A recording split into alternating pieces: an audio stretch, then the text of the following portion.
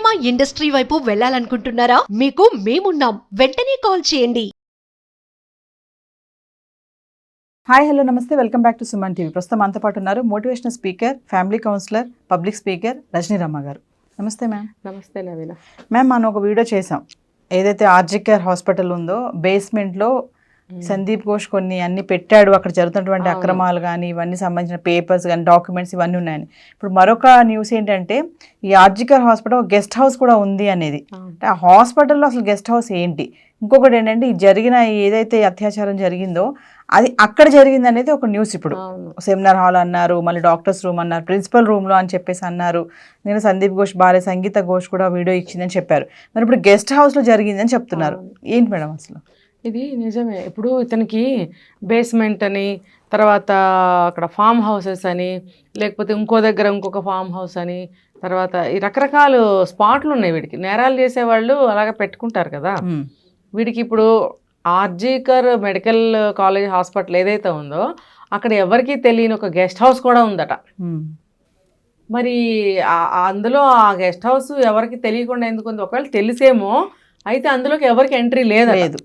గతంలో ఏమేమైతే క్రైమ్స్ జరిగాయో, ఏమేమైతే అక్రమమైనటువంటి పనులు చేశారో అవన్నీ కూడా ఆ గెస్ట్ హౌస్ నుంచే జరిగాయని మనకు చెప్తున్నారు. ఓకే.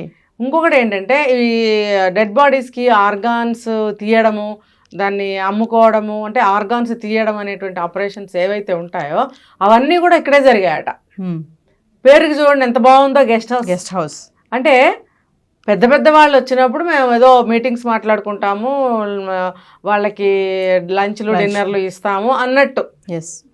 అటువైపుకి ఏక పురుగును కూడా రానివ్వరట. అయితే గత కొంతకాలం నుంచి అది అంత దాంట్లో ఏ పనులు చేయటం లేదని కూడా మనకు ఒక న్యూస్ వచ్చింది. అయితే వీడు అది అంటే నమ్మబలకటం అనమాట. అది మామూలు గెస్ట్ హౌసేలే, అదేదో గోడౌన్లే అన్న ఒక అభిప్రాయం జనంలో కలిగించి వీడు లోపల నుంచి చేసే పనులు ఇవి. వీడు నెట్వర్క్ ఉండనే ఉంటుంది కదా. వీళ్ళందరూ కలిసి ఏదైనా చేయాలనుకున్నప్పుడు బయట చెప్పాను కదా, రెడ్ బల్బ్ ఒకటి వెలిగిస్తారు, ఆ లోపల మీటింగ్లో ఉన్నారు, గడిది గుడ్డులో ఉన్నారు అని చెప్పి మనకి అటు ఎవ్వరు వెళ్ళరు కాబట్టి ఏదోలే మీటింగ్స్ డాక్టర్స్ అనుకుంటారు. అందరు వెర్రిగొర్రెలు కదా. కొంతమంది ఏదో ఎంత అంత తెలిసినా కూడా మూసుకొని వెళ్ళిపోతారు వాళ్ళు. మనకి ఎందుకులే. దాదాపుగా అంత పెద్ద పెద్ద వాళ్ళ విషయాల గురించి ఎవరికి తెలియనివ్వరు. మనం కాన్సన్ట్రేషన్ చేయము ఎవరు కూడా. అది చూడండి, ఆ గెస్ట్ హౌస్ ఎవరికీ తెలియదట. తెలిసితే కూడా అటువైపుకి ఎవరిని రానివ్వరట. వీళ్ళు కూడా తెలియనట్టు వెళ్ళిపోతూ ఉంటారట. అది దాని కథ. ఈ అమ్మాయి ఎవరైతే డాక్టర్ ఉందో అభయ, ఈ అమ్మాయిని కూడా అక్కడే అత్యాచారం చేశారు, మర్డర్ చేశారు అని చెప్తున్నారు. అంటే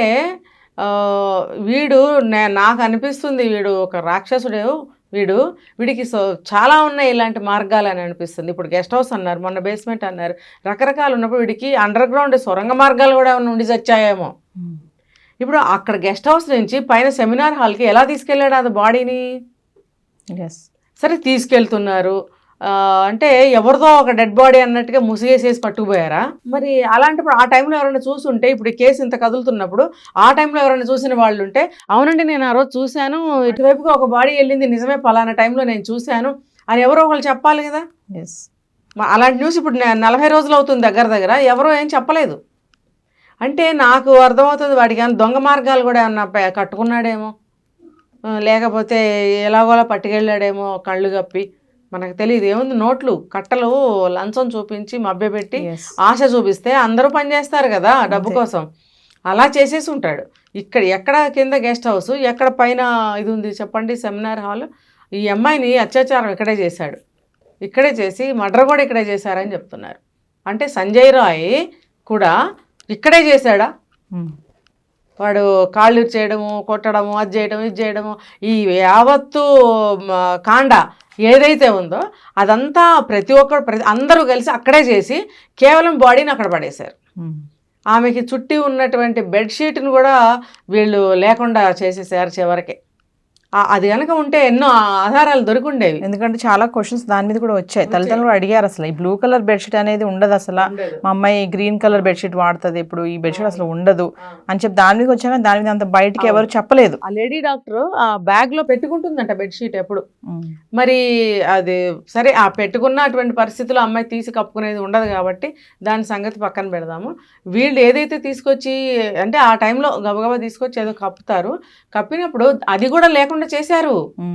మనం చెప్పుకున్నాం ఇవన్నీ తీసుకెళ్ళి అక్కడ ఫామ్ హౌస్ లో ఉన్న అదేదో వాళ్ళ ఉంటాయి కదా అక్కడ అందులో పెట్టాడు బట్టలు అని చెప్పి వాడే ఆ టెస్ట్లో చెప్పాడు, పాలిగ్రాఫ్ టెస్ట్లో అని చెప్పి మనకు తెలిసింది.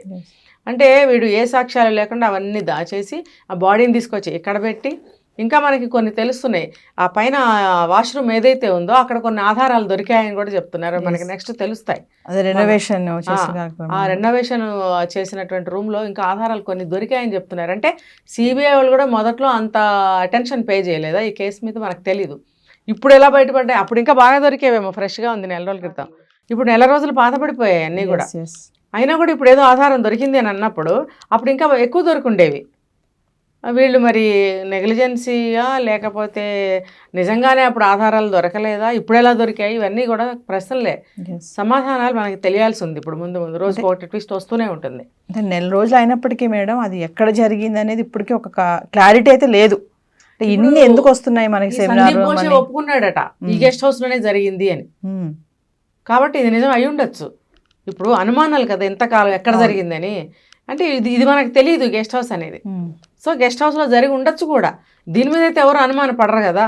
ఇప్పుడు మనం మొన్న అనుకున్నాం సెమినార్ హాల్లో జరగడం ఏంటి, బాత్రూంలో జరగడం ఏంటి, ఇలా రకరకాలు అనుకున్నాం. అంటే ఎవడైనా చూడండి ఇలాంటి పనులు గెస్ట్ హౌస్లో కూడా చేయొచ్చు. అవును, అదైతే ఎవరు రారు కదా, కాన్ఫిడెన్షియల్, అందులో ప్రవేశం ఎవరికి ఉండదు కాబట్టి ఎవరికి తెలియదులే అన్నట్టుగా అక్కడ కూడా అక్కడ చేసి ఉండొచ్చు. సో ఇప్పుడు నార్కో టెస్ట్ చేస్తే అది ఏంటనేది క్లారిటీ అయిపోతుంది సార్ ఖచ్చితంగా. నార్కో టెస్ట్ ఎక్కడన్నా ఏదో ఒక తీగ దొరుకుతుంది, అది పట్టుకుని లాగితే డొంక అంతా కదులుతుంది. Thank you.